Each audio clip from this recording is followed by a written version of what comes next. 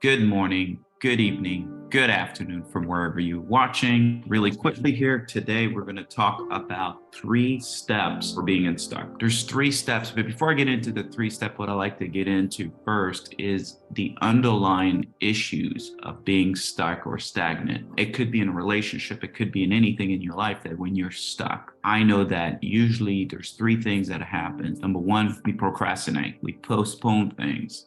And that's actually one of the big contributions of being stuck. The second thing is that we feel overwhelmed. And I don't know about you, but feeling overwhelmed, I didn't know this, but it's a choice. So we choose feeling overwhelmed. And then lastly, we stay into this denial mode. So again, those 3 things. Number 1, we procrastination. Number 2, we basically are in overwhelmness mode. And then number 3, we are in denial.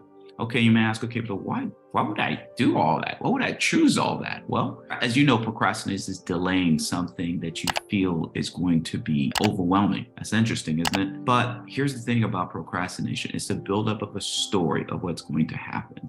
It's not going to go well with you. So you're creating evidence of a false identity of not being enough, a false identity of not being worthy. Because think about it. If you do procrastinate, what false label do you give yourself in order to confirm that you're procrastinating, you're a failure, you're not taking action, you're slow, you're whatever it is that you are? That feeling that you're feeling, which is attached to a label, literally what it does, it creates a false identity and it confirms, it's an evidence. The second thing, overwhelmness is not feeling safe. It's like, okay, it's a feeling, but it's also a choice, as I said, but it's a reminder. So when you're overwhelmed, like you're literally, or your mind is reminding you of a feeling that happened in the past. So it resembles that. I mean, even if those changes actually wants to take place that are good for you, when you feel overwhelmed, it's just a reminder of like, man, this is not going to feel good. This is not good. This is not good at all.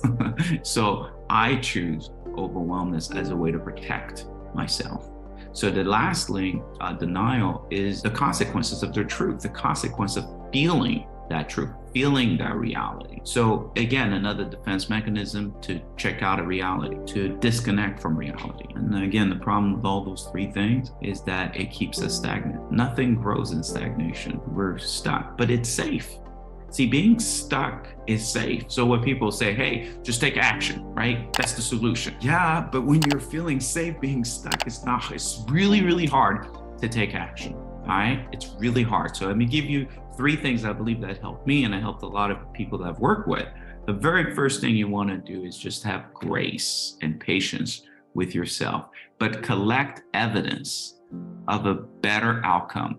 What I mean by that is you got to look at what have I done in the past that when I was overwhelmed or when I procrastinated and I took action, what did that feel? So then take small actions, but have grace and patience with yourself and start to build evidence. And I think the best way to build evidence is hear other people's stories that overcame. That's a huge way of creating evidence because that shows evidence that, hey, all these other people have done it. And number 2 is the choice of overwhelm. How do we shift that?